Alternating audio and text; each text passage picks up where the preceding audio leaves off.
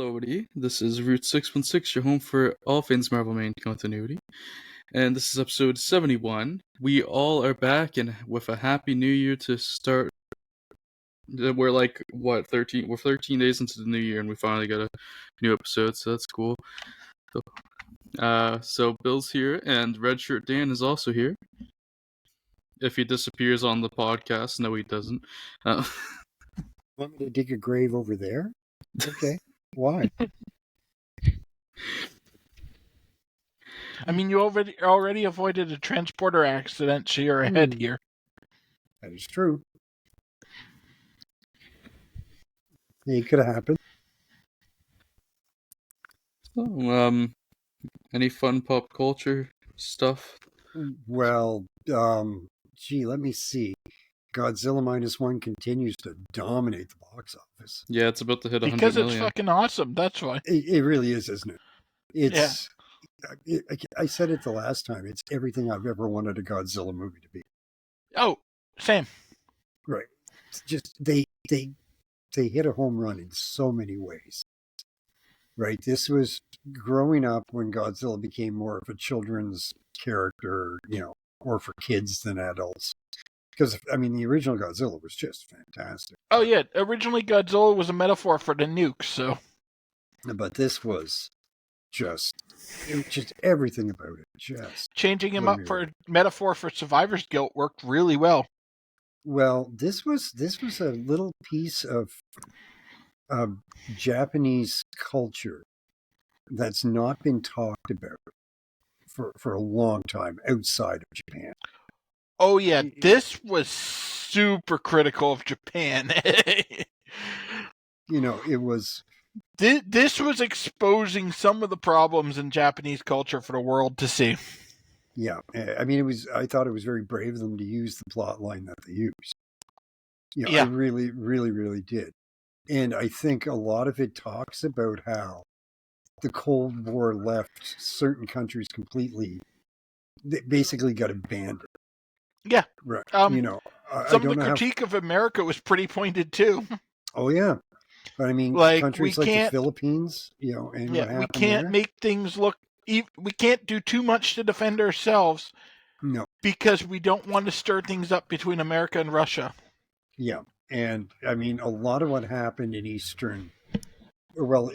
Asia as a whole, between China, Korea, Vietnam, even Tibet, places like that. Once the war was over, these people were either left under colonial control or just completely abandoned to their own devices. When the soldiers left, and they're sitting there with destroyed cities, dead citizens, and what do? Oh, yeah, the fact that movie covered 5 years or something, and Tokyo was still a pile of rubble. Yeah. Yeah, and it's a nice exposure to, I think, for Western audiences to, and I'm not trying to condone or condemn anything. Right. I still, as much as I think Truman probably made the only decision he could make. Right. I don't blame him for choosing to use, the atomic bombs, but I think to walk away afterwards, putting Japan under a governorship, of a megalomaniac like MacArthur.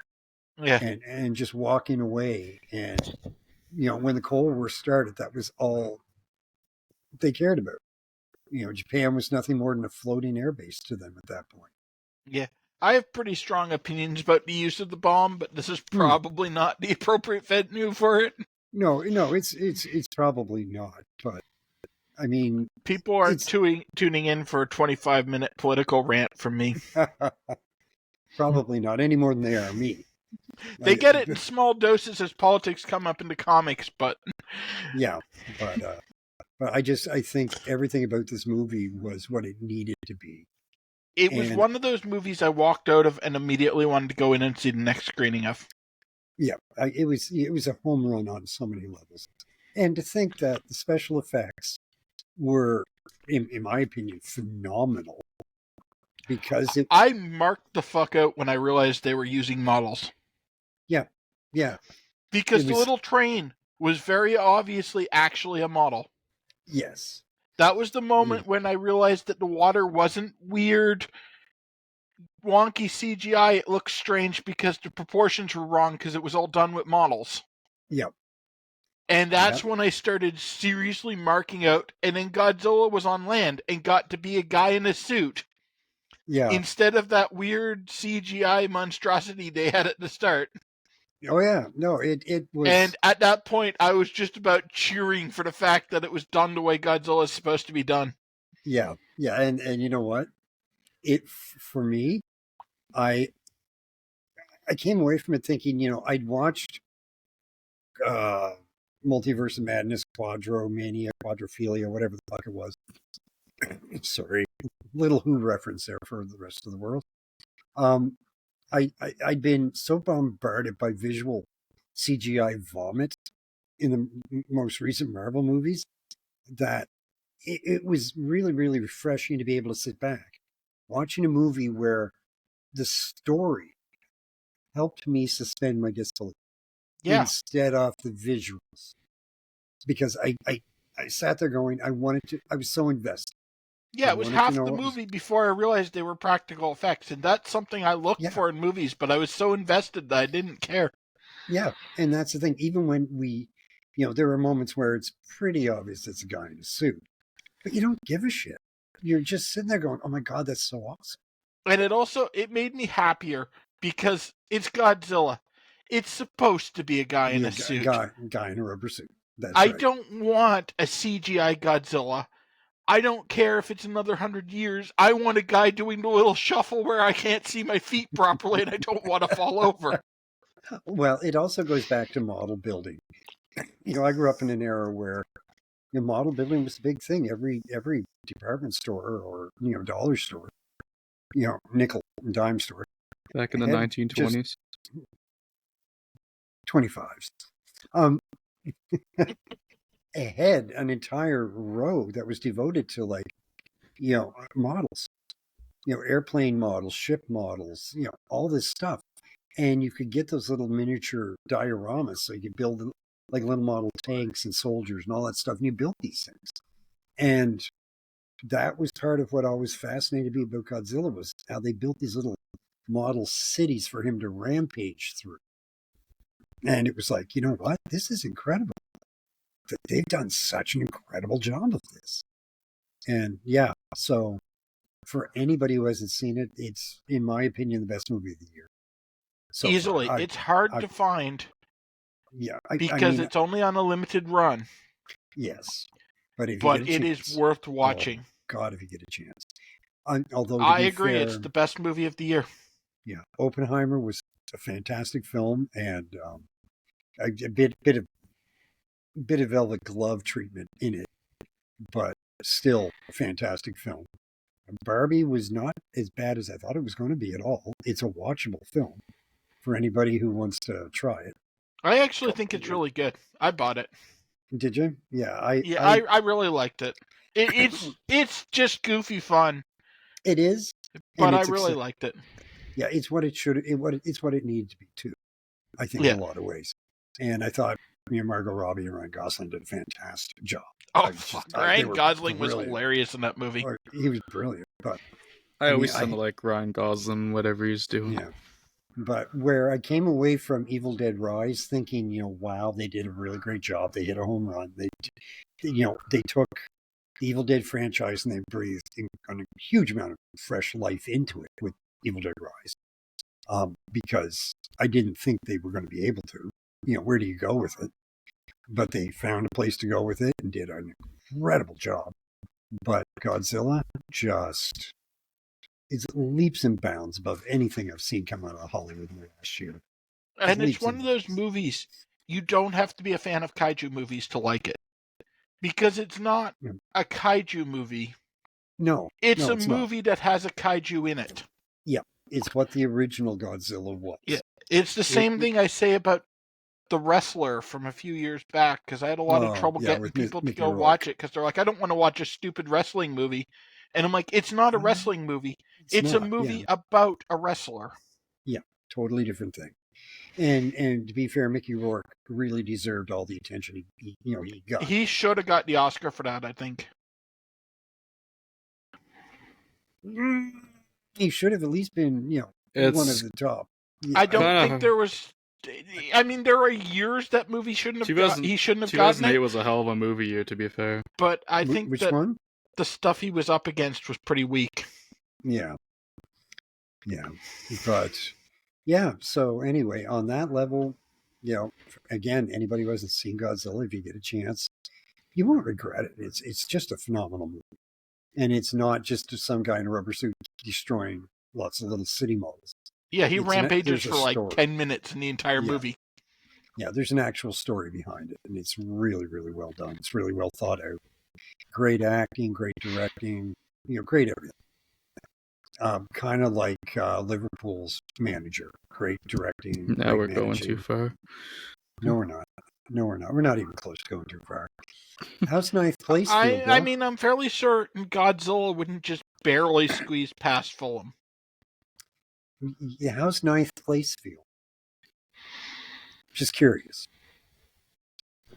You see, I've come to grips with the fact that I'm Doctor Strange in the Multiverse of Madness. Dude, you're the Ant-Man of the Premier League. No, come on. I'm not Everton. I didn't get all my points taken away for financial improprieties. Okay, how about we middle ground it and say Love and Thunder then? Oh, fuck you! That's worse. Yeah, it's horrible. That's making me Burnley. Oh no, that's making you Wolves. Right. So wait, you like Love and Thunder? Because Wolves are overperforming this year. Yeah, but they're still not where they could be. It's kind of like Everton. Everton lost their 10 points. I guess that is kind of Love and Thunder. Should have climbed up. They should be sitting around 16th, 15th right now. But they don't seem to be able to get out of there. They're still 1 point over relegation. Yeah. They are barely holding on. Yeah, which is gratifying to see. But and it's very gratifying to see. But unlike your teams, we've only lost one game this year, so not mentioning anybody else like the Wolves or Man U. Mm-hmm. I'm ready, Captain. What's my mission? All right. Let me give you the true red shirt treatment. Yes. You couldn't beat us. Don't need to beat you. We're in first place. We don't need to beat anybody. Drew us. Yeah. So? What a sad state we didn't lose. Premier League's in this year. We didn't lose. How bad are you to draw us? We drew Luton. Okay. Are you saying you know better than Luton? Yes. That's an insult to Luton, by the way. I know. I have to watch United matches this year, and they're painful. Oh, come on. You've got Garnacho. You got Martial if you ever decide to play him. To be fair, they've been painful. I was just going to say, that guy about Garnacho, because I think I've seen him once this year. Yeah, well, you're going to see a lot more of them. Trust me. Oh, boy, you're going to see a lot more. As for the Wolves, well, talk about overperforming so far. You beat City. We're the only ones you didn't beat. No, they didn't beat us either. No? No, because of they should have. Because of that penalty that got called off. Oh, that's right. Yeah. They should have drawn us, but they didn't because of a bad call. Oh, that's right. That was one of your sparse wins that you managed to acquire. Seems to happen a lot with Man U. What? Wins that they shouldn't get? Yeah. This season, yes. I'm not even going to try to defend that because we are terrible this year. I've struggled. Yeah. There's been 2 matches that I haven't struggled to finish. Yeah. I mean, I'm a massive football fan, and I have a hard time watching a full game. with them right now, yeah, it's painful to watch because they start strong. There's been a couple of times when they were playing Copenhagen, they were up 2-0. Yeah. Right. And then just a really, really stupid move on Rashford's part. I think it was Rashford who got the red card. Yeah, it was Rashford against Copenhagen. Right. And it was a dumb move on his part. I don't care what anybody says. I mean, I know what happens. I don't consider it to be deliberate on his part. I really still No, it was a mistake, but it was still a dumb one. It was a dumb one, and it was a red card. There's no way around it. Yeah. Right. He couldn't avoid getting red card, even though I don't think it was deliberate. Right. Yeah. It still happened. So, boom, he's gone. And then after having a 2-0 lead, looking really good, you just kind of pooped the bed. And we've had a bunch of stuff that was not dumb mistakes that have cost us that way too. Like Anthony getting kicked out of 2 games for grabbing people by the throat. Yeah. Yeah, that didn't need to happen. But again, some of it, and I was watching some detailed analysis of different managers' tactics when they get up a couple of goals or when they're down a couple of goals. And I have to say, Ten Hag's tactics are a little questionable. Oh, he's got terrible tactics. I think that's part of your problem. It's definitely part of our problem, but I don't want him sacked just because what the team needs the most right now is consistency for a while to get into a form.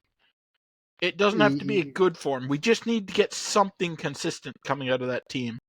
What you need is to try and not get knocked into the bottom 10. Yeah. And I'm not entirely sure you're going to be able to do that now. Neither am I. Right. It's really not looking good. No. Right. But honestly, a complete collapse. Not to the point of relegation, but a terrible, terrible season is probably what we need. Well, that's what we needed in Liverpool before everything started coming back together. Yeah, we need something to shake the management out of their complacency so that they actually start trying to manage us. Yeah, Sir Jim is not the answer. No matter what anybody says, he's really not the answer. But I mean, we're Alexander-Arnold's out for at least 3 weeks. Salah's in Africa for at least a month. Van Dijk's just coming back from being hurt. Winter break comes at a good time for you. Oh, you think so? Yeah, because you're probably only going to have like 2 Premier League matches over the time most of those people are out. Yeah, we've got Nunez, Jota, McAllister's out.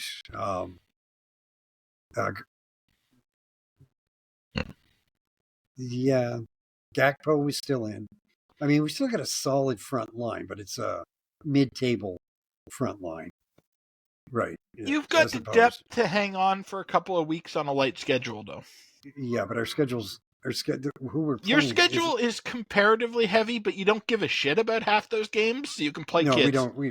We don't care about Arsenal and the EFL and the FA Cup.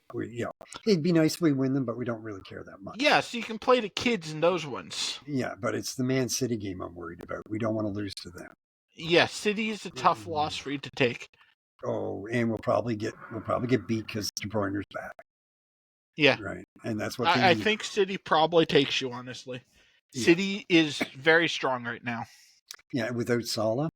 You guys are fragile, and they're very strong right now. Yeah, our 2 best players are gone, and I just don't want to think about it. So. Yeah. Whereas, like us, half our starting lineup is gone, more than half, but it doesn't really matter because it's not like it was any good when they were there. Dan thought about it for 2 seconds and needed to smoke. Oh, I do. Hey, stop and think about this. This is not going to be pretty for us.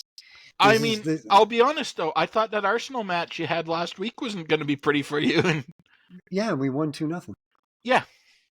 It wasn't a flashy, exciting game, but you did what you had to do. Yeah, we did. We did, but...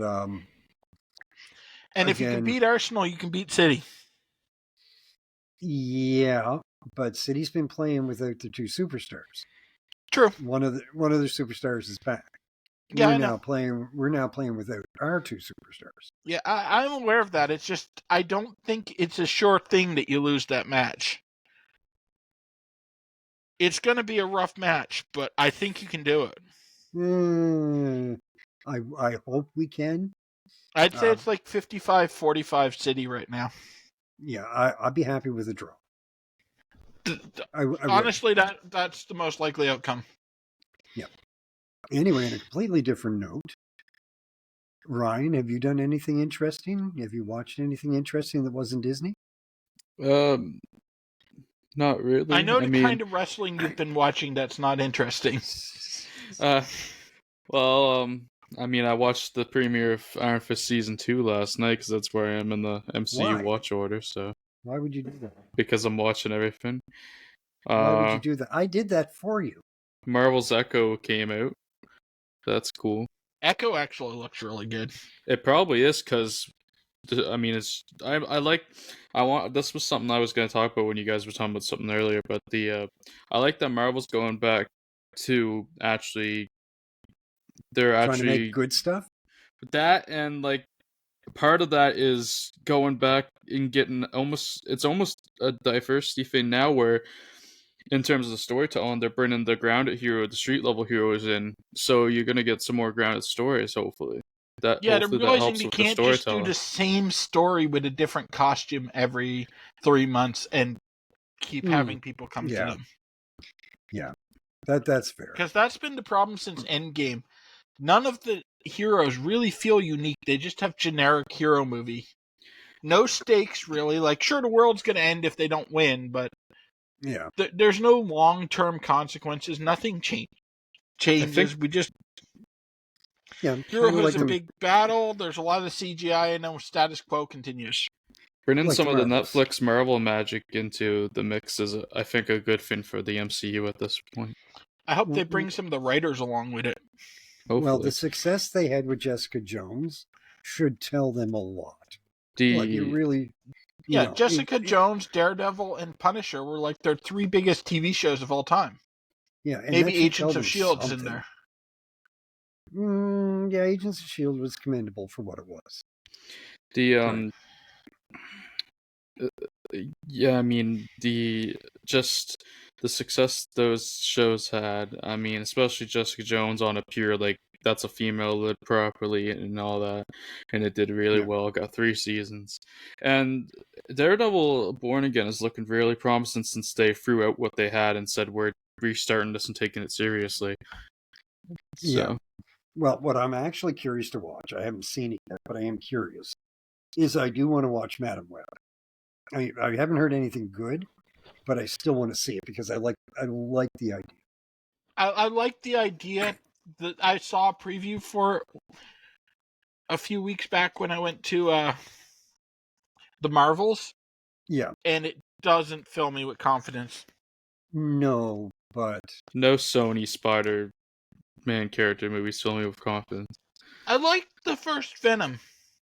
Yeah. I really liked the first Venom. I thought everything about it was good, silly fun. I like the My first only Venom complaint too. is it started twice. They should have lopped off the whole first 10-15 minutes when he's a successful reporter and just started him from rock bottom. Kind of like our podcast. Yes. Yeah, pretty much. Good news for any hardcore Star Wars fans is that there's 6 movies in active development. Yes, Daisy Ridley's back. Yeah. Are they gonna Marvel Star Wars now where they pump out so much shit that's generic and everyone hates it just because it's the same shit over and over again? Well, you mean what they did with the last 3 Star Wars movies? Yes. They're trying to go with... It looks like they're trying to go with variety this time and not be so stuck in... I hope they do that because the issue with Marvel during the big glut we had in Phase 4 wasn't specifically the volume. It's that they were all the same movie and show, basically. They all had the same tone. Right. I mean, how do you take Ant-Man, the original, like the first Ant-Man, which was a big success and it was really good, and just completely destroy it that quickly? They just... Ant-Man and the Wasp was such a bad movie. Comparatively, it was just horrible. And it's because like, how do they you were just fail that generically hard? pumping them out. They no longer had people that were interested in the storyline. It was just, Ant-Man and the Wasp are popular. We'll put a movie with them out. Yeah, but it was just a catalog of errors. Yeah. Right. And Well, they wanted to do the third movie to finish the trilogy or whatever, but it didn't really whatever. serve as that properly. No, it was Because when just the MCU was good, the movies actually had a different feel to them. Like Ant-Man was kind of a family comedy. Captain America 2 was a spy thriller. Okay, if you say so. It was like one of those 80s Cold War spy thrillers. Yeah, I could feel the Jean Le Carré in it. I think you might be a little too cynical. They dug Frederick Forsyth up to write it. Yeah. I think it was Frederick Foswell, actually. Oh, so much better. Yeah, no, I just think... But they were hitting different genres, and they had different feels to them. Phase 4, everything felt the same. It was just like one flat layer of beige. Well, they went from where when they did their origin films with Iron Man, Captain America, Thor, and at the risk of having you both flame me, I'm going to include Black Widow. Their origin films. Black Widow isn't really a Phase 4 film. The script was in the can in Phase 2. Yeah, but they were written in a way that made you care about the character, not the superhero. Yeah, and that's always been Marvel's strength. The outfit. And yet, in Phase 4, and this includes Miss Marvel, they didn't bother to try. No. Anymore. They were just, it was cookie cutter superhero characters as cookie cutter superheroes. And none of it was worth watching. The fact that they couldn't make Miss Marvel stand out. This is why we need more Porcupine. Yeah, that was a layup. The comics established a very distinct character and family. Yeah, and yet they fucked it up. Yeah, that's what I mean. Like, if you can't make that one work, it's because you're not trying. But I mean, like, I understand why She-Hulk failed. Okay, there was a lot of lob the ball in that direction and hope somebody's dumb enough to catch it. Right, and nobody was there to catch the ball, and they had nothing to work with, and they tried to hit you with a lot of nostalgia when they pulled out characters like Porcupine for the comic aficionados. For the real ones out there. But I mean, that's what Phase 4 has been. It's just fan service. Yeah, but then they did this whole Ally McBeal thing with it that made no sense, and you're sitting there watching a 5-minute scene of She-Hulk and somebody else twerking. And you're wondering, what is the point of this? Where does this fit into the script? Why are we watching this when you could turn around, watch Agents of S.H.I.E.L.D., Luke Cage, was so 2012. Jessica Jones, Flash, Supergirl, all these other TV shows that succeeded. Yeah. And they had a blueprint and they didn't even look at it. I mean, I think the biggest problem with She-Hulk was they didn't commit. They tried to do the legal comedy route, but still keep the formula of the MCU.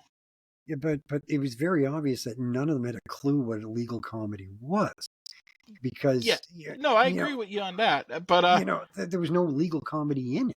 That's what I'm trying to get at. Is they had this concept they wanted to go for. Yeah, but they had to stick within the Marvel framework. Yeah, so they couldn't commit to the bit of doing a full legal comedy with She-Hulk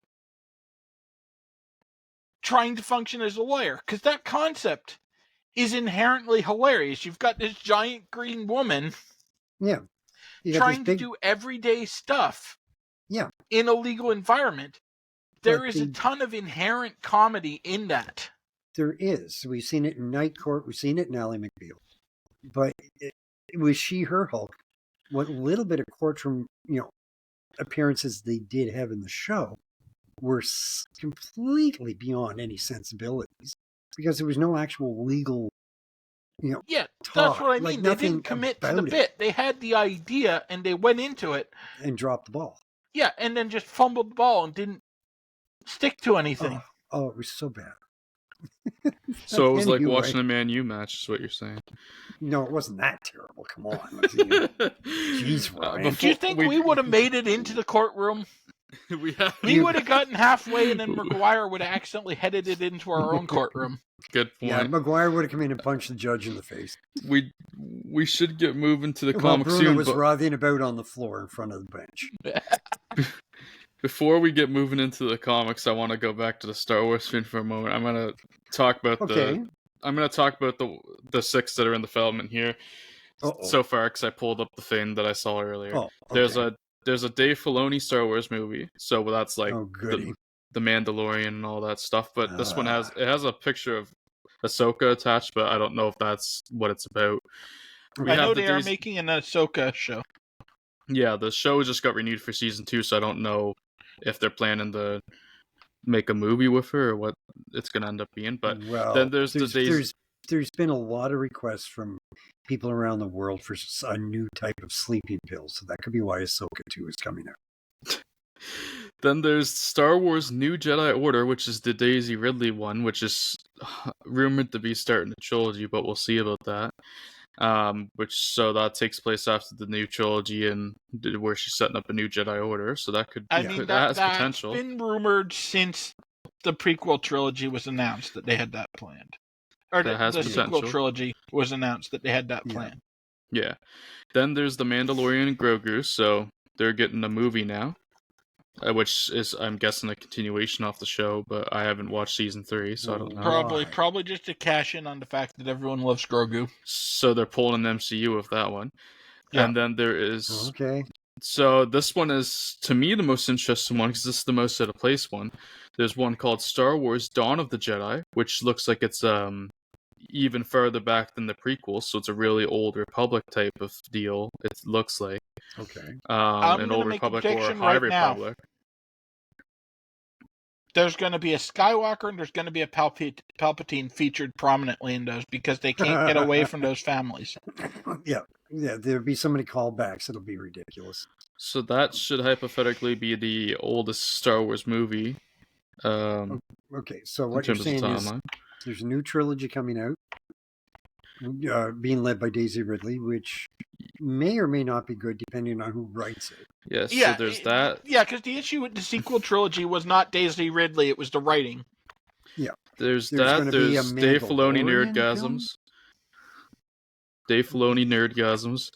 And then a very old Republic, High Republic movie that has potential. Hopefully they don't drop it. Then there's 2 more I haven't gotten to yet. If they're willing to distance themselves from the Palpatine Skywalker stuff, but they're not. Sure.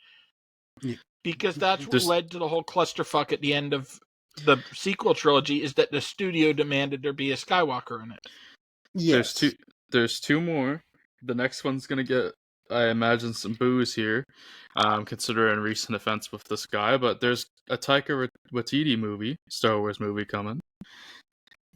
Well, so I'm sure that'll be comedy heavy. They couldn't get Ryan Johnson in to destroy things, so they pulled Taika in instead. Okay, there's a stormtrooper attached in terms of the picture, but I don't know if it's supposed to be some like grounded comedy or what it is. And then the last one is a Sean Levy Star Wars movie, which has a picture of a TIE fighter attached, so I don't know. Really not feeling anything here. I mean, I don't understand. Poe Dameron maybe for the last one? Oh, could be. That would be a fun direction. Why would they make a Mandalorian film? Because they like money, and people will go to Mandalorian stuff for Grogu. That's kind of over. That's faded. The latest season of Mandalorian was just so bad. I haven't seen it yet. There's a whole generation of soccer moms that love Grogu. Yeah, it's true. But I Well, think I will be watching none of these because will I've probably come watch to all of terms them, a 'cause while I'm- ago with the fact that I don't actually like Star Wars, so I need to stop I just going not to stuff. anymore. It turns out I liked 2 Star Wars movies. I don't actually like Star Wars. Well, the one that I'm really intrigued in out of that bunch. I mean, the Daisy Ridley one's kind of intriguing, but the one I'm most intrigued in is that Dawn of the Jedi one, because that actually has potential if they treat it properly. Yeah, I'd be interested to see how they fuck it up because I have no faith in it being Yeah. good. yeah.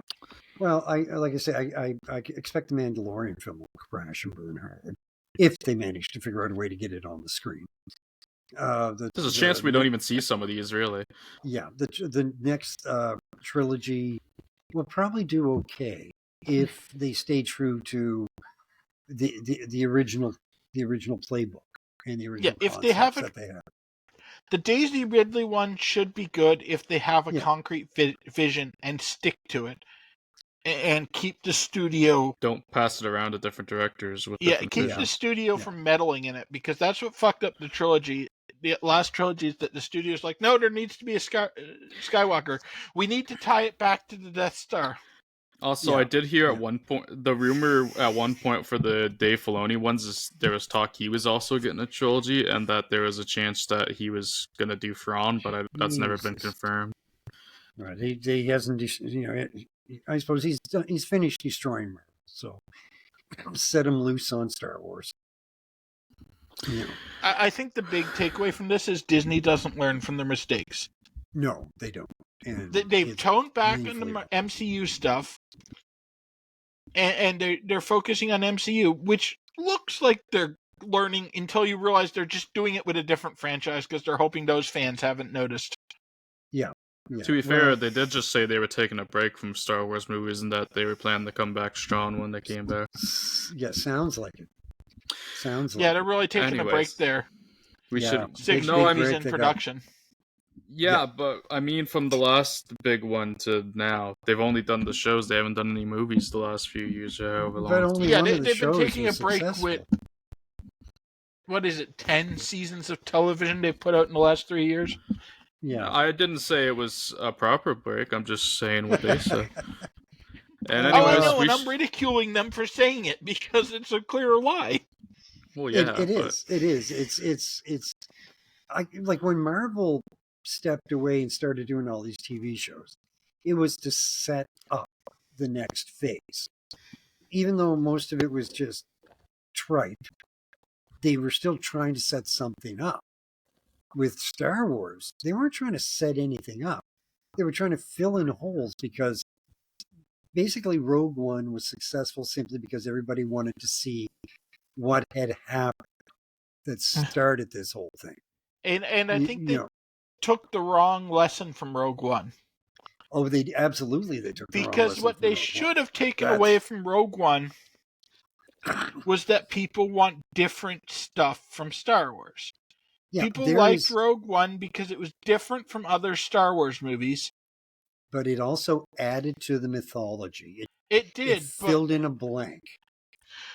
It did, but the big reason people liked it wasn't the blank filling. It was that it was a different sort of Star Wars movie. It was very clearly Star Wars, but it was a different sort of movie.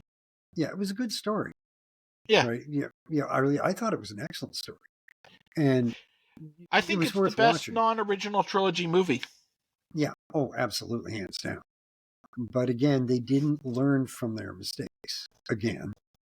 Right. And I'm hoping that after the critical lambasting that they got from both critics and the fan base for the last 3 Star Wars films, that this time they'll do it differently.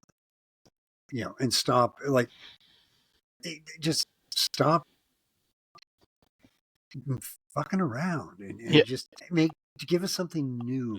Unfortunately, a certain portion of the fan base has inoculated them against that sort of criticism.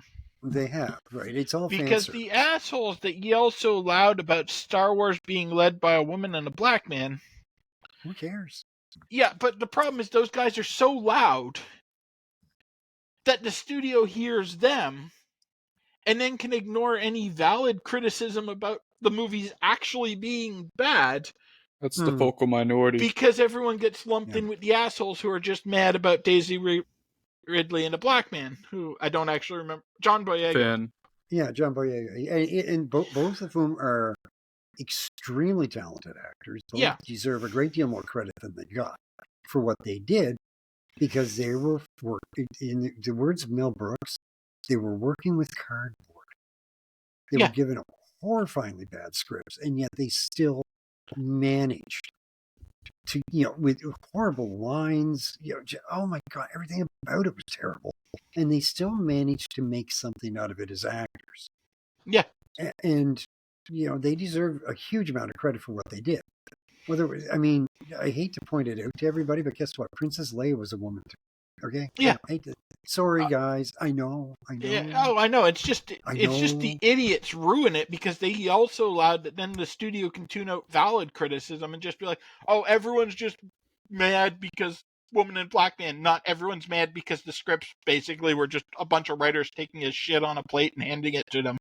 You know what? And you know what? There have been, diversity has always existed. Especially since the 70s, diversity has existed. And most people don't have a problem with, a black actor or a female actor, as long as they're capable of acting.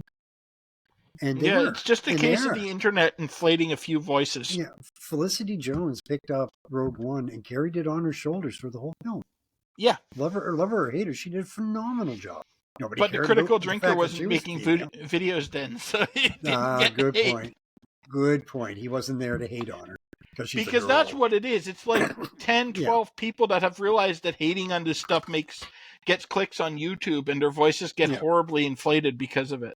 Yeah, and that's the thing, because, Felicity Jones being female would have given him all the meat he wanted to whine. Yeah, I mean, same thing happens with the MCU in the last phase. They were pumping out shitty movies, but these idiots were yelling about the diversity instead of the movies being bad. And so the studio could just ignore the critique because, it's just a bunch of idiots who are mad about diversity. Yeah, yeah. And it's like, diversity's existed there for a long time. Yeah. And people don't want to acknowledge it.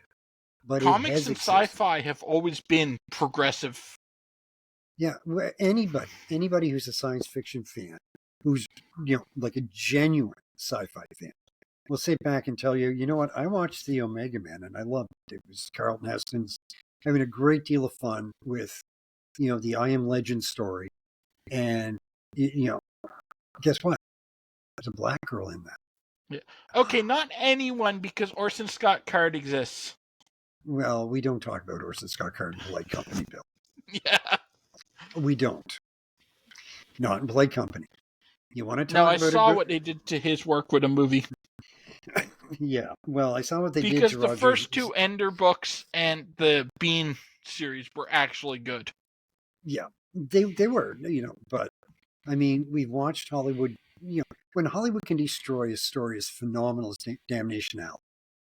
Right, one of the better novels to come out of the 70s, and they just obliterated on the screen. They did the same with Heinlein Starship Troopers. They just absolutely crapped all over it and gave you this garbage movie. But I'll be honest, I love the Starship Troopers movies. They're not good. Why they are not good movies. No, they're really not. But they are hilarious. Okay, they are funny, but they're not the story. They're not the book. No. I'm not claiming that they're a fair representation or good. I'm just saying I enjoy watching them because they're shit in the right way. They are very silly films. But anyway, to get especially the later ones that completely miss the satire on fascism and just go full fash. Right, but the thing is, and I think the biggest lesson is Disney never figured it out. Long before this diversity thing really started to kick in, with the onset of all these YouTubers, Disney had a black princess. Disney had lots of characters that were not white. Yeah. That were leading films, starting with Lilo and Stitch, for God's sakes. Even earlier. Yeah, Aladdin. Aladdin. That's what I was going to say. right? The Frog Princess, you name it. It goes on and on and on and on. Diverse, Princess of the Frog. whatever. Yeah. I haven't seen it, so I didn't actually realize Dan was wrong until you said the right title. Yeah. But my point is that the diversity has existed for a while. And nobody cares about, what color the actress or actor is, as long as they're talented and can carry the role. Because there are examples of acting being so good that nobody cares. They just enjoy the film because the acting is really good. The story is really well written. They don't care who plays the character. Oh, and even now, 99% of viewers don't care. Yeah. Yeah. People were not mad when Namor was made black because the Chuds missed that one, and so they didn't tell them to get mad about it. Yeah, exactly. Right. They forgot to trigger them. So you send them an email saying, "Oh, by the way." But anyway, probably because no one watched that movie because it was terrible for other reasons. Oh God, it was so bad. But still, the issue was not Namor being black. The issue was it was stupid. Yeah. God, what a stupid movie.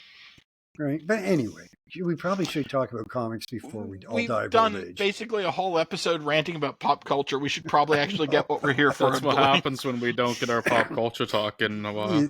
Yeah, we haven't been able to sit and rant about a lot of this stuff for ages.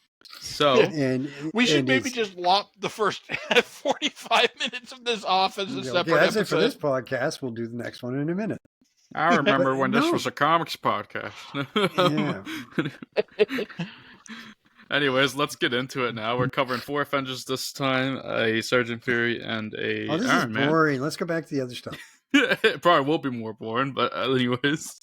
The Avengers number 19 will start us... less animated about the stuff we read this week than what we've talked about. Avengers number 19 is going to start us off this week, which is titled The Coming of the Swordsman.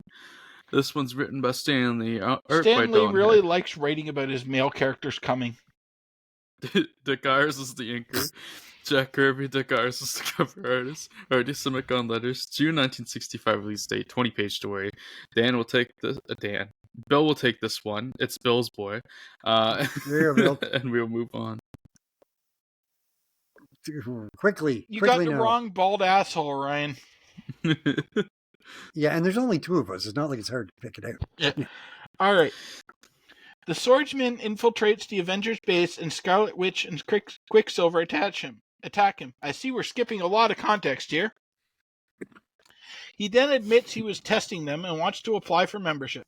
Captain America intervenes, saying the Swordsman is a wanted man. He escapes, however. That's the Swordsman, not Captain America. Hawkeye explains that the Swordsman used to be his tutor when he was in circus. Meanwhile, in Nick Fury's office in Washington, D.C., Hydra agents find a letter from Captain America explaining how Captain America wanted to work for S.H.I.E.L.D. They discard it as trash. A mobster finds it and gives it to the Swordsman. A trap is laid for Captain America. He leaves the mansion thinking he's going to meet with Nick Fury. Hawkeye finds out about the plan and gathers the other Avengers to help him.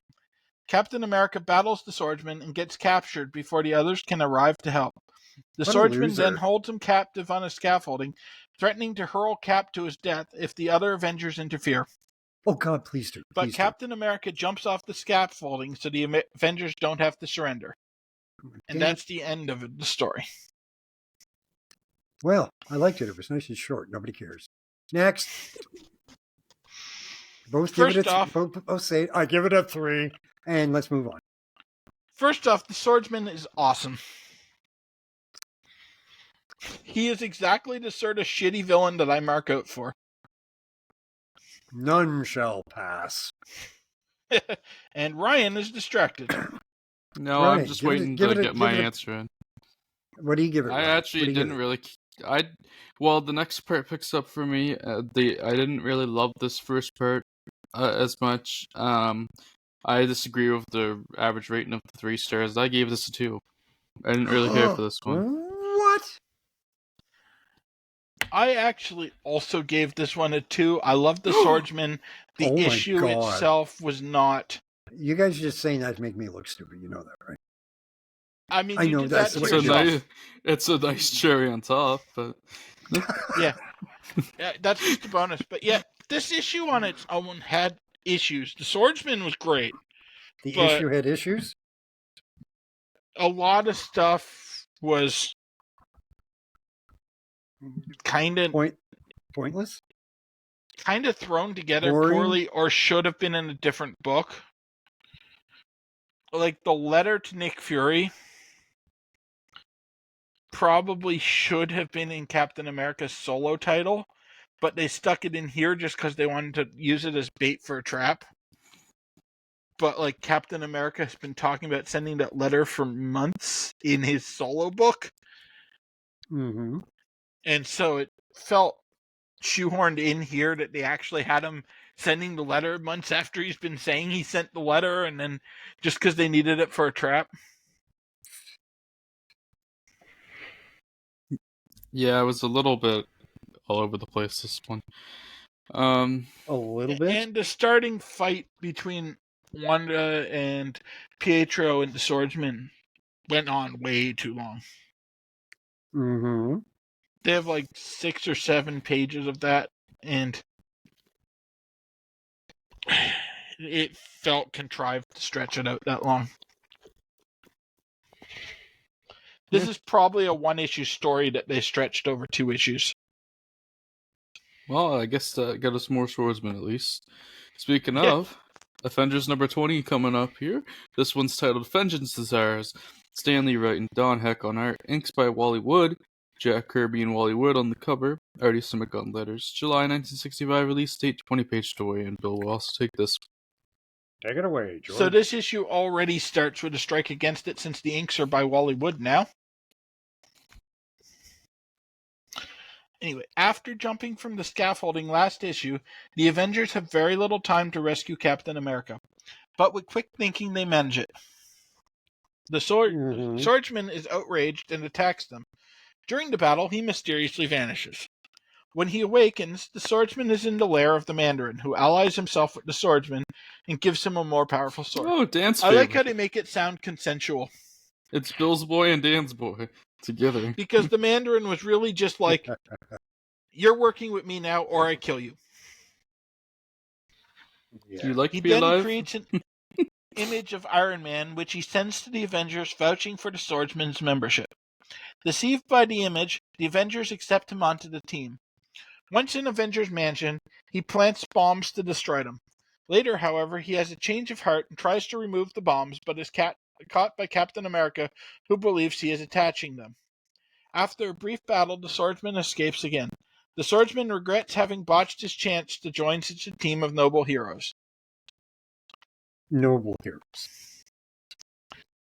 Yeah, that's kind of rich coming from a team containing Hawkeye and Quicksilver. Didn't see that coming. Yeah. I actually like this one. This one is a 3. Yeah, this one did get a 3. It was a lot more focused than the last one. You gave it a 3? Yeah, unlike the last one. Guess you should have saved your criticism for a comment. Yeah. Trust me, people. They only gave the last one 2s because they said they would normally give it a 3 anyway. Otherwise, they would have said 3 like they always do.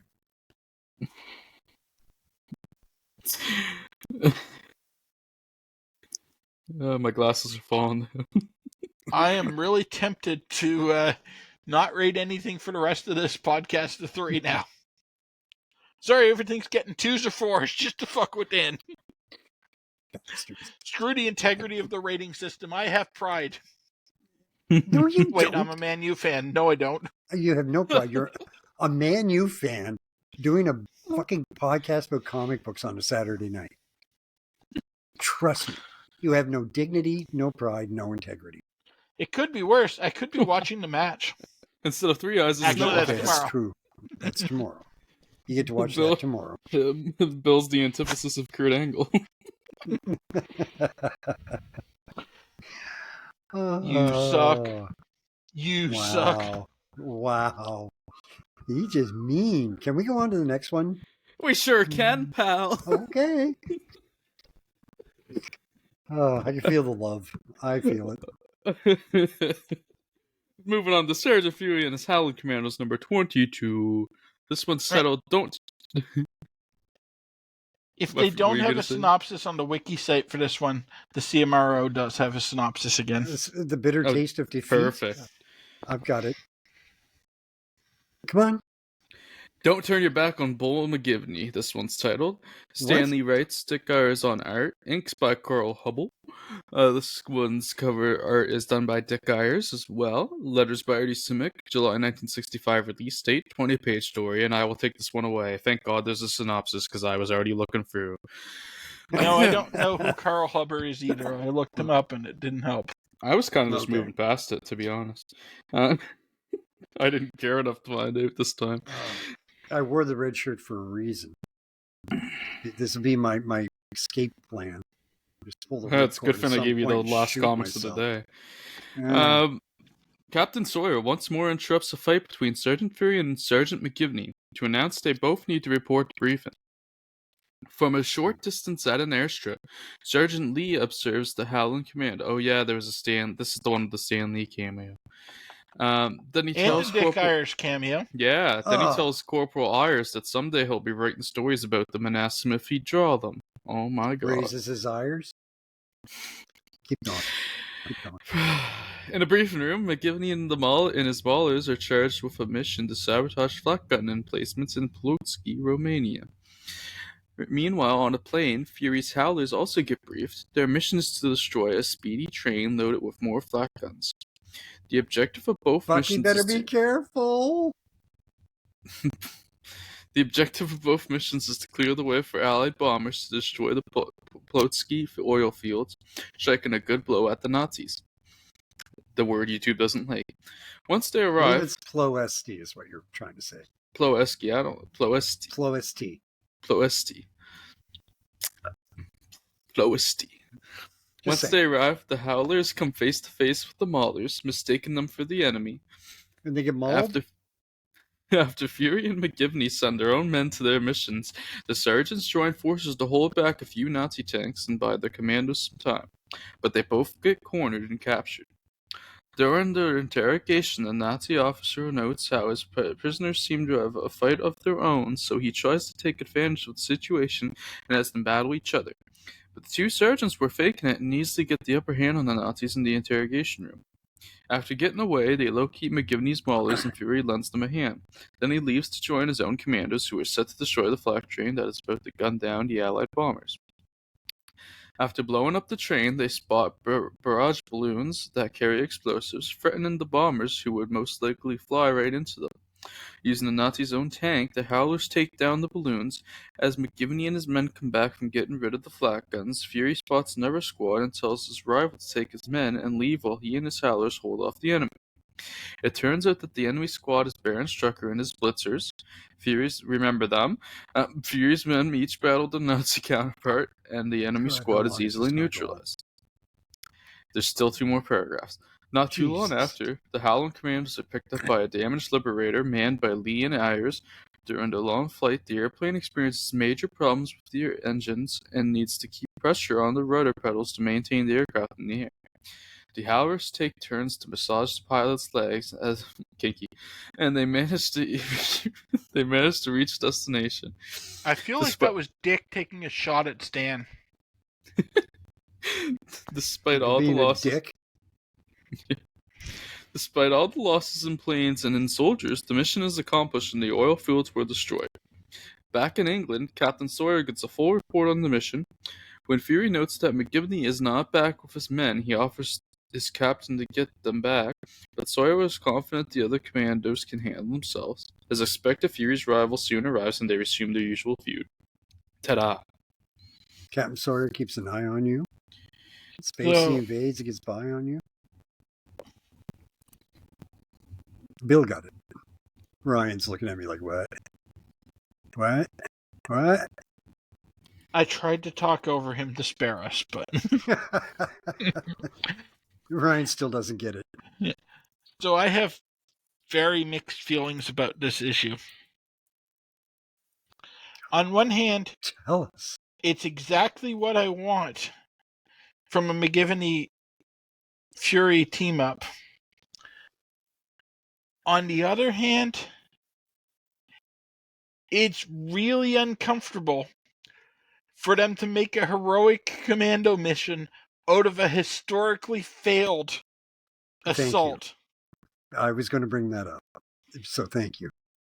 Historically tragic attempt to take out the oil fields. Yes, because they did not succeed in real life. No, they got slaughtered. Absolutely slaughtered in that attempt. And this is only 20 years after that happened. People remember. It's not like they did it today. Yeah. This is like making the Iraq War into a heroic success. I thought they'd already done that when Bush was, president. Yes, but more credibly. Okay, yeah, credibility is an issue there. No, I agree with you, Bill, 100%. How they managed to take something, one of the more, this is up there with Dieppe and the Battle of Arnhem, Operation Market Garden. This is one of the Allies' more dramatic failures. Yeah, they could have just not named the oil fields and saved all these problems. Yeah, because they could have just not said, like there's ever anything in the comic that makes you realize it's that mission. Until they say it. If they just kept quiet about where the oil fields were, and we're destroying random oil fields. They might be in North Africa. They might be in Eastern Europe. Who knows? Yeah, they could have just said, off in the Caucasus somewhere, there's an oil field that we're going to blow up. Yeah. And it could have been mirrored enough to be viable without actually being the Ploesti mission. Yeah, by naming the Ploesti mission, they made it really uncomfortable. They did. And Ryan, again, still has no idea what we're talking about. I liked it. But I also didn't know the historical context. This is what happens when Rob Zombie doesn't direct history. If we were the Muppets, you'd be Scooter. You would. You'd be Scooter. I give this one a 3. I gave this one a 3, but if it wasn't Ploesti, it would have been a 4. Okay. Yeah, so Scooter, I'll be Fozzie Bear. As for Bill, I'm the cranky old gay couple. Oh, you're Statler. Statler. Yeah. And that's not me being edgy. They're canonically married. There you go. You see, I technically probably would have made you the Swedish chef. But anyway. The chocolate mousse. I was going to try to do a Swedish chef impersonation, but there was no way I could do it without sounding extremely racist, so I decided to not immortalize that on the internet. Okay. Dan has no such qualms. I don't care. Hey, I've been sitting here for the last month taking shots at some of these wankers on YouTube, like Critical Drinker and the rest of them, and they're fucking whiny crap. Dan's like, I'm old as fuck. Everyone assumes I was racist anyway. Yeah. It's just, the fact that my daughter is, she makes a pack of Skittles look boring, but anyway. Yeah, you can't stare directly into your daughter's hair or you will go blind. You will go blind. It's brilliant. I love it. I love every second of it. And I'm the one who encouraged it. That's the worst part. Well, you have none, so you had to do it with someone else's. That's right. Well, she still wants to dye my beard pink, so at some point I'm going to let her do it. I can just imagine now if Dan did have hair and he has a Moira hairstyle. I could do that. The undershave and everything. Totally do that. I would pay money to see that. That would be hilarious. I would just to freak people out. Right, but no, I know you would. That's what makes it so funny. Yeah, I promise, if I ever get a chance to actually march with her in a pride parade, I'm going to dye my beard pink just for the parade. I'm going to do it. Oh, I'd leave it in for a while just to get weird looks. I get enough weird looks. Apparently, I Yes, say but these things that ones are are not slightly based on your off-putting. behavior. No, but I mean, apparently, I say things that are slightly off-putting. What? I know, right? No way. I know. I have no idea what. You off kilter? Hi, I'm a Liverpool fan. The fuck did that come from? You were saying I don't know what I say that's slightly off-putting. No, that just makes me friends all over the world. Yeah, because they're afraid you're going to stab them. They think you're from Liverpool. Okay, well, yeah, I might stab them. They already know that. There's multiple Right? reasons. Every time they see me wearing a Liverpool jersey, people back away. It's probably going to shiv. But all right, and then they Like see I can Man make U. fun of you. I get mistaken for Mancunian when I'm wearing my hat. Well, let's make Manchester great again. Man U 2024. Focus is not our strong suit tonight. Oh boy. Oh boy. Okay, so you each give it a 3. I know. Audience, brace yourselves. Yes, Nobody we've saw already that been over coming. this. We know what your memory's like, Dan. Nobody saw that coming. And Get with to the that, point. move on to the next one. I'm trying to. With that, we move on to Tales of Suspense number 72A story. This one's titled Whee! Hurrah for the Conquering Hero. This story is not so much of a hurrah. Stanley writes this one, Don Heck on arts, inks by Mike Esposito, Jack Kirby on the cover, Artie Simic on letters, September 1965 release date, 12-page story, and I will take this one away, hopefully quickly. Okay, I automatically have a fear response when I see an old white man in a red hat. No, I'm white. It's a protest, not a riot.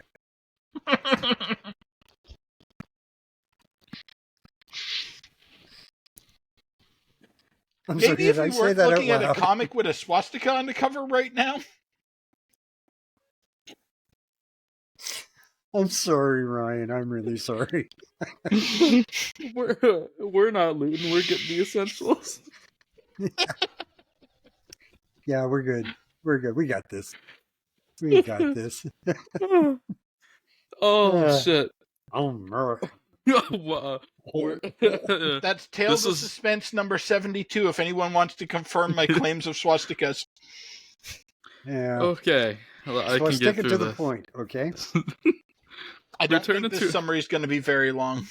YouTube is going to bury this episode. Oh my god, I guess. Returning to America following his battle against the Titanium Man, Iron Man begins to worry over the fate of his bodyguard, Happy Hogan, who was critically injured in that battle and is recovering in hospital. Dan missed all of this last time. Well, yeah, because so Titanium Man's what level? He's already beat Tin Man and Copper Man, Aluminum Man, and this sort of thing. So he's at. He's a step ahead of Asbestos Man. Oh, okay. Take a deep breath there, Tony. Let's go. Meanwhile, Countess Stephanie de la Spirosa... Keep that hat on, Dan. YouTube might promote us. We might make it right onto the newest Fox video. Red card. Countess Stephanie de la Spirosa wants revenge on Tony Stark for being spurned and hires the Mad Thinker in order to... Oh, fuck. I forgot that's what this was. The Mad Thinker in order to do so. Yeah, this is the Mad Thinker one. Yeah, that explains a lot.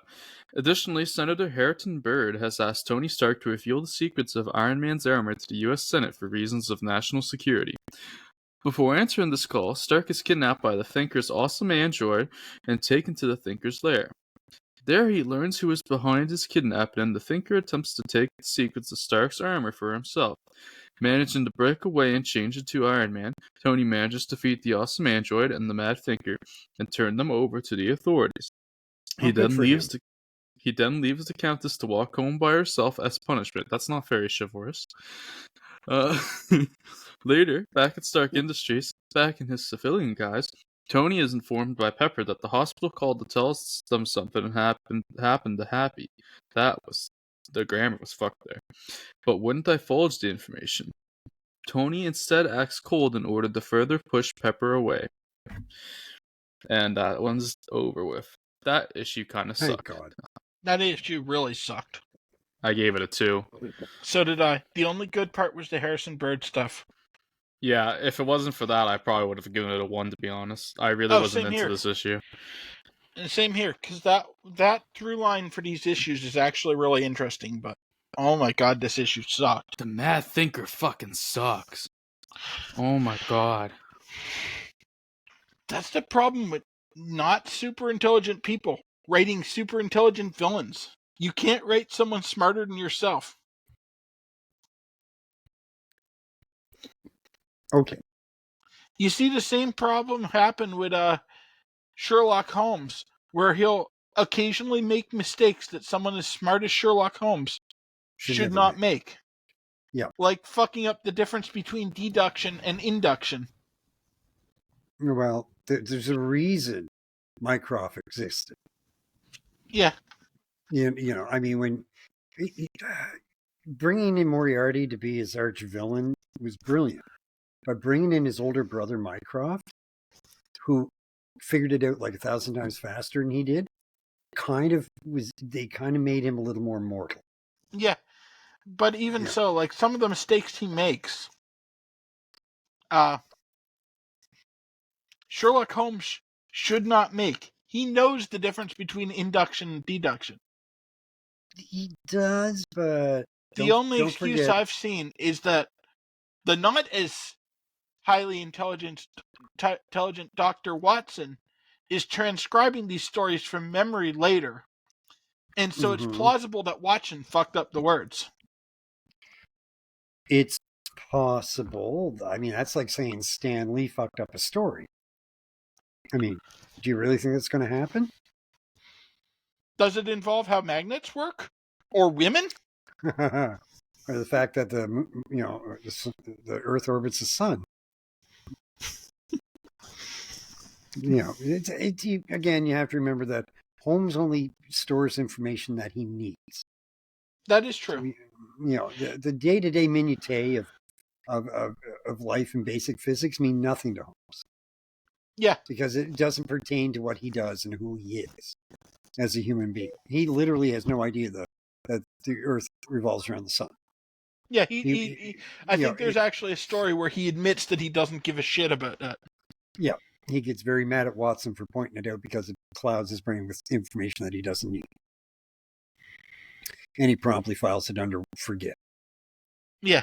Right, and that was kind of the point behind Holmes was, social niceties are something he does understand and have simply because it furthers the means of what he... Whoa, and we just lost power. Oh, look, Dan finally died. We get to his turn in the podcast, and he fucking... we might have just lost Dan for the podcast. We're stalling like the last episode when I disappeared on Bill. Yeah, I came back from reading that comic and just gone. If he doesn't turn up in a minute, I'll just take the next comic. Because he might have lost power. There is a storm going on outside. Yeah.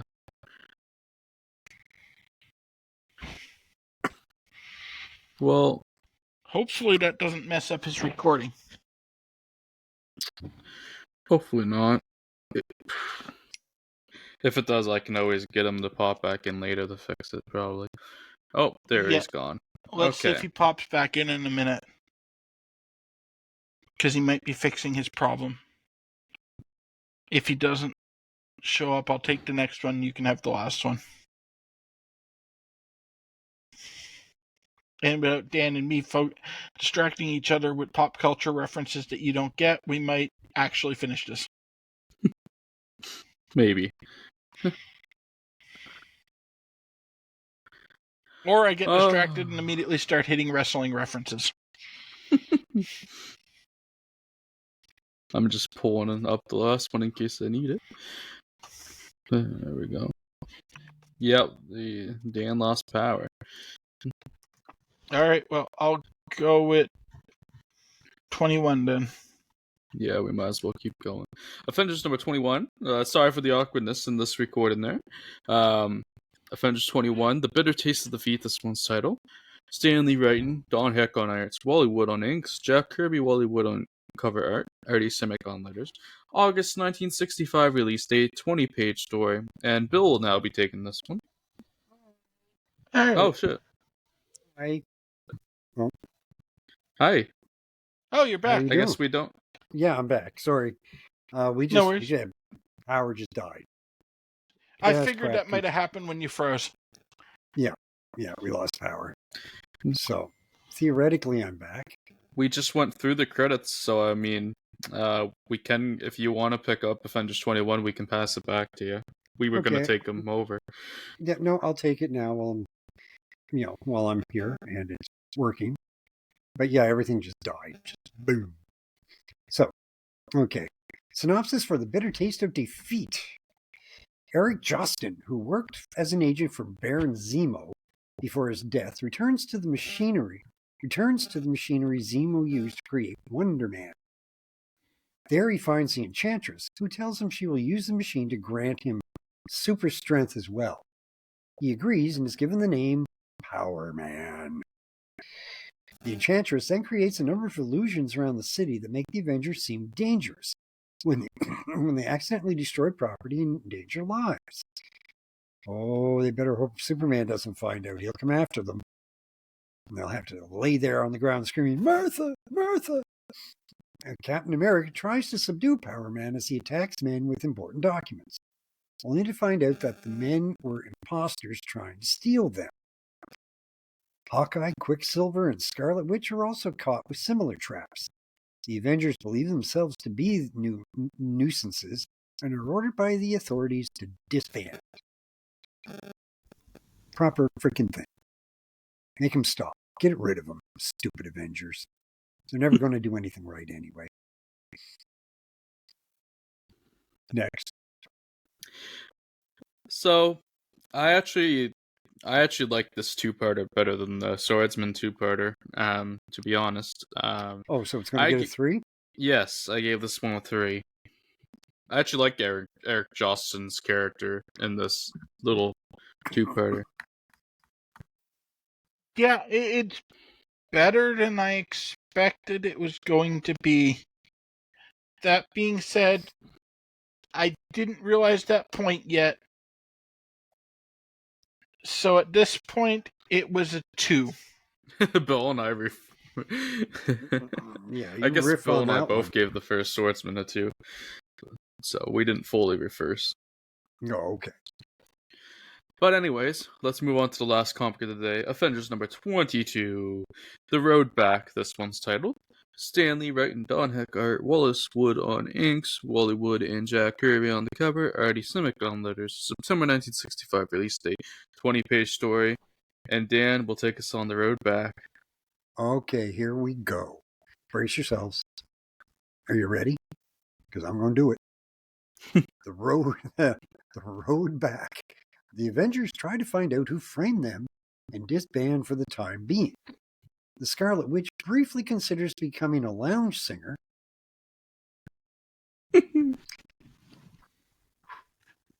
Okay, but instead, she, Quicksilver, and Hawkeye are enticed to join the circus, which turns out to be the superpowered criminals, the Circus of Crime, then called Masters of Menace.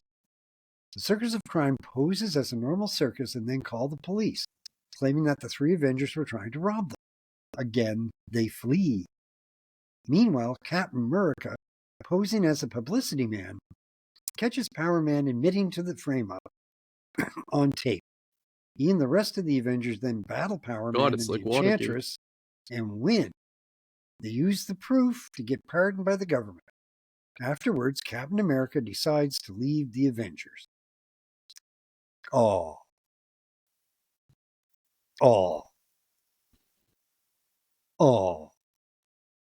Who cares? Gave this one a 3 yet again. Yeah, this issue managed the impossible. Shocked. It managed to make me actually kind of like a story that involved both the Circus of Crime and a team breaking up and having to get real jobs. you know what? It managed the impossible for me as well. I didn't think I could care less about Captain America, but it seems I can. Just saying. I'm so glad you got power back. Turns out it's a new year, but Dan hasn't changed. Oh, why would I? Why would I? You guys miss me when I'm not here. Of course, everything's so positive. It's distracting. Are you positive you miss me when I'm not here? I got it. Thank you. That's so sweet. I'm touched. All right, like so being let's touched. find out what Anyway. we have next before Dan loses power again. Yeah, let's excite Dan with next week's lineup. Do I get touched again? We have more Avengers, pretty much. We have Avengers 23, 24, 25. Then we are going to get a Sergeant Fury issue again, but this time it's the first annual. Finally getting an annual. Amazing Spider-Man 29 is after that, so there's the treat for Dan. And then issue 30 as well of Amazing Spider-Man. Oh, God. Don't you dare give them to me. Don't do it. I don't trust you with those. Smart man. Oh, shit. Well, that's next week's lineup. For anybody desperate enough to tune back in. Yeah. If YouTube hasn't shut us down. After this madness. Shit. Well, we'll see if Dan's wearing the red hat again next week. And if you like this one, if you're watching on YouTube, please like, subscribe, comment, share if you'd like to. Also available on Google Podcasts, Apple Podcasts, and of course Spotify. Annunciation. And Dan is a cunt. We're getting this demonetized this week anyway. Fuck Yeah.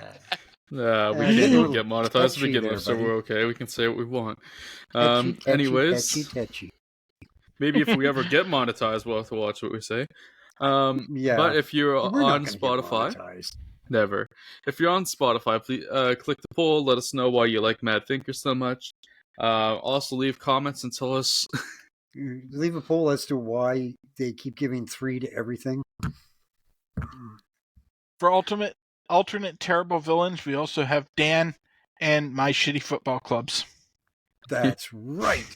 God damn it. Oh my god. Anyways, we will see you on the next episode, and peace out.